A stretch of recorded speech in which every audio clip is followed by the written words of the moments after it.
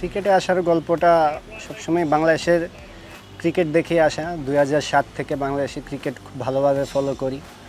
তখন থেকেই আসলে ইচ্ছা ছিল যে বাংলাদেশের হয়ে ক্রিকেট খেলবো। বিশেষ করে 2007-এর world cup, West Indies world cup, তখন থেকে আমি ক্রিকেটটা খুব ভালো করে বুঝি। আর তখন থেকে আমার ক্রিকেটটার প্রতি ভালোবাসা। দেশের হয়ে খেলাটা সবচেয়ে বড় ব্যাপার। আর সেটা যদি বিশ্বকাপের মতো মঞ্চে হয় তাহলে তো মানে আরও ভালো। যখনই আমি শুনলাম যে আমি আছি তখন থেকেই আমি ম্যাচ বাই ম্যাচ দেখা শুরু করে দিয়েছি। কার সাথে কীরকম খেলতে হবে, কোন অপোনেন্টের সাথে কীরকম স্ট্র্যাটেজি হওয়া উচিত, আমি ওরকম চিন্তাভাবনা করছি, ওরকম নিয়ে আগাচ্ছি। অ্যাজ এ টিম হিসাবে আমি চাইবো আমরা প্রত্যেকটা ম্যাচে স্টেপ বাই স্টেপ ভালো পারফরমেন্স করব, জিতবো, নিজের দেশের জন্য বড় কিছু করব। সেটাও একটা বিষয় যে সবসময় ব্যাক অফ দ্য মাইন্ডে থাকছে যে দেশের জন্য ভালো কিছু করতে হবে। আমাকে যেভাবে টিমে ওয়েলকাম জানানো হয়েছে, তো ওই জিনিসটা আমার কাছে সবচেয়ে ভালো লাগছে। হ্যাঁ, অ্যাপার্ট ফ্রম যে আমি ভালো ইনিংস খেলছি ওইটা দেখা যেতে পারে, বাট আমি মনে করি যে আমাকে যেভাবে ওয়েলকাম করা হয়েছে টিমে, ওইটা আমার কাছে খুব স্পেশাল ছিল।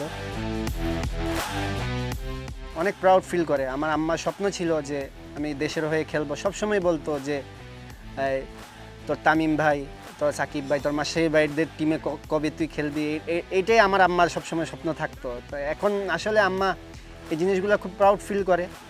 আর আব্বা যতদিন ছিলেন, আব্বা মাঠে বসে থাকতেন। আমার বোন, আব্বা যখন থাকতো না, আমার বোন নিয়ে যেত।